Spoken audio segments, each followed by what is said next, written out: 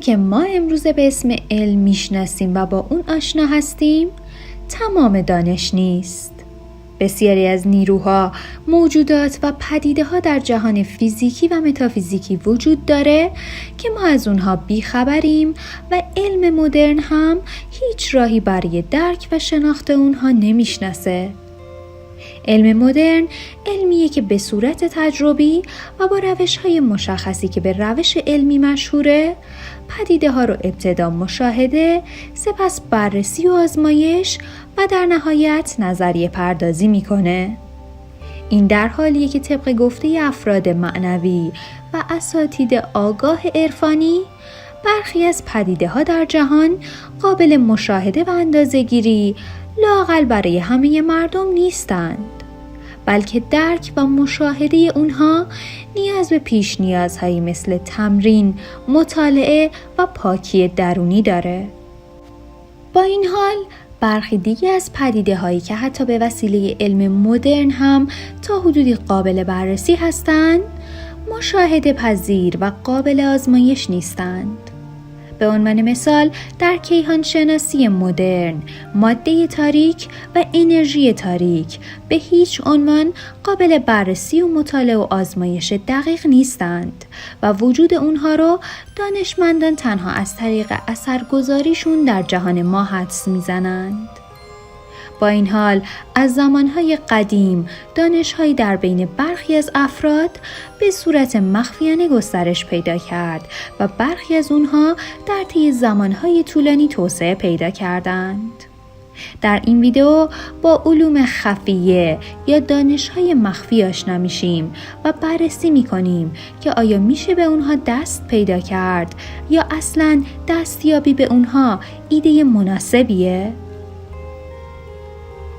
ما برای پیدا کردن پاسخ سوالهایی که در غار تنهایی از خودمون میپرسیم، تحقیق و مطالعه میکنیم.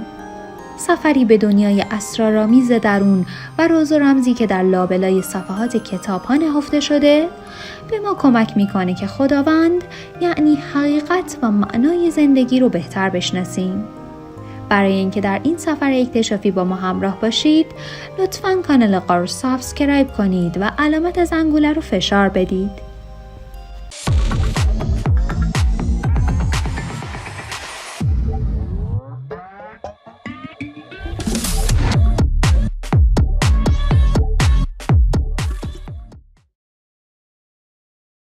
علوم خفیه به مجموعه علوم مخفی و بیگانه گفته میشه. دانش‌هایی که به جهت ارتباط با جهان متافیزیک یا ماوراءالطبیعه از اونها استفاده میشه، در حالی که غیر قابل اثبات هستند. این علوم شاخه‌های متنوعی دارند و برای مردم عادی قابل درک و تحلیل نیستند. همچنین ورود به اونها ممکنه بسیار خطرناک و غیر قابل بازگشت باشه. با این حال گفته میشه برخی از بزرگان تاریخ از یک یا چند شاخه اونها آگاه بودند. حتی بزرگانی از سرزمین ما مثل ابن سینا، حافظ، شیخ بهایی و سهروردی.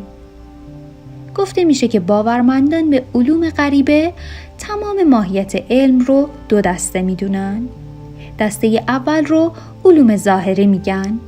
علومی مثل ریاضیات، شیمی، پزشکی و هر علم دیگه‌ای که در دنیای امروز به اسم علم مدرن میشناسیم. دسته دوم علوم مخفی هستند که دسترسی به اونها برای عموم مردم کاری بسیار مشکل و حتی غیر ممکنه. گفته میشه که حتی در صورت دسترسی هم درک اون برای بسیاری امکان پذیر نیست. به این دسته از دانش‌ها علوم مخفی یا علوم غریبه گفته میشه. همچنین گفته میشه که علوم غریبه دانش‌هایی هستند که انسان رو قادر میکنن که با عالم غیب، جهان‌های متافیزیکی و حتی موجودات غیر ارگانیک ارتباط برقرار کنه. این دانش‌ها مرموز و رازآلود هستند و قسمت‌های بسیاری از اونها نامشخصه و در حالی از ابهام قرار داره.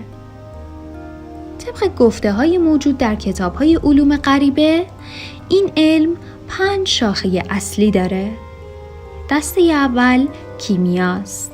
کیمیا یکی از قدیمی ترین شاخه های علوم مخفیه که با کیمیاگری و تبدیل عناصر به همدیگه در ارتباطه. گفته میشه این دانش برای هزاران سال در جریان بوده و امروزه شکل تکامل یافته و علمی اون علم شیمیه. دسته دوم لیمیاست. گفته میشه که لیمیا همون علم تسخیراته. با این علم میشه موجودات غیر ارگانیک مثل اجنه رو به کنترل خود درآورد. گرچه که گفته میشه نیروهای طبیعی و ستاره‌ای هم با این علم تحت کنترل در میان.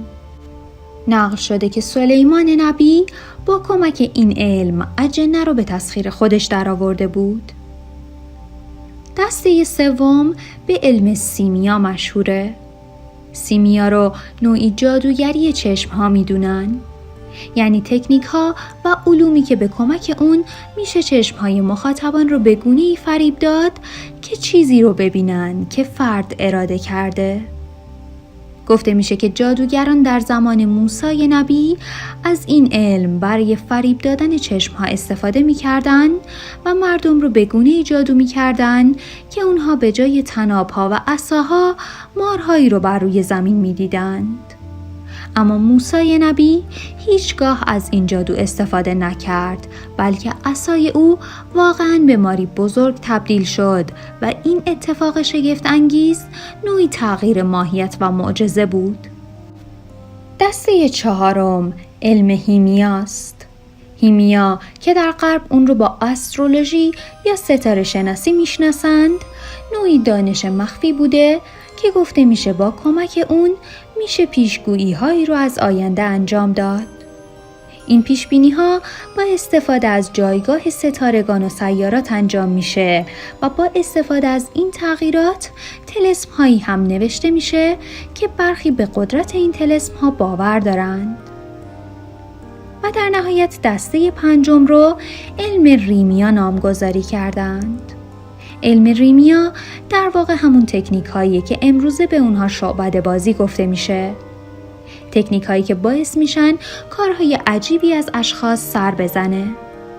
با اینکه این شعبده ها تماماً ساختگی و غیر واقعی هستند، اما برخی معتقدند که گاهی از افرادی که به ریمیا تسلط دارند کارهای رازآلودی دیده میشه. اما برای یادگیری این علوم چه باید کرد؟ بسیاری از اساتید معنوی یادگیری و استفاده از این علوم رو کاری به شدت اشتباه میدونن. چرا که به خاطر ماهیت رازآلود این علوم بخش قابل درک و رؤیت اونها مثل نوک کوه یخه. یعنی فقط تکیه کوچیکی از اون پیدا و بخش بسیار بزرگی از اون مشخص و قابل درک نیست. برای یادگیری این علوم، خصوصاً دانش‌هایی که به تسخیر نیروها و موجودات غیر انسانی میپردازه، اساتید معنوی معتقدند که 3 راه وجود داره. در راه اول، انسان به پاکسازی درونی و رابطه با سرچشمه خلقت یعنی خداوند میپردازه. در ایمانش اونقدر پیشرفت میکنه که خداوند با توجه به حکمت و صلاح دید خودش به میزانی از این علوم رو به انسان میبخشه. اما در راه دوم، فرد با تلاش و چله نشینی، مطالعه کتاب‌ها و ریاضت کشیدن‌های گوناگون بخشی از این علوم رو تا حدودی به دست میاره. اما این روش به شدت منع شده، چرا که باعث تاریکی درون و افتادن در چرخه‌های غیر طبیعی میشه که هیچ آگاهی از اونها نداریم. در روش آخر که به فروختن روح به شیاطین معروفه، افراد با موجودات غیر ارگانیک عهدها و قرارهایی می‌بندند و در ازای اون آگاهی‌هایی از این علوم پیدا می‌کنند.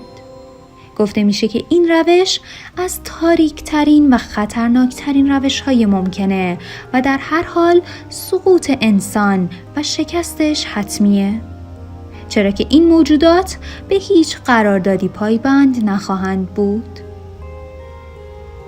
در این ویدیو با علوم مخفی آشنا شدیم و انواع اونها رو بررسی کردیم. دیدیم که به گفته اساتید معنوی تنها راه دسترسی سالم به این علوم از راه پاکسازی درون و تقویت ایمان و رابطه با خداونده و هر راه دیگه‌ای محکوم به شکست و نابودیه.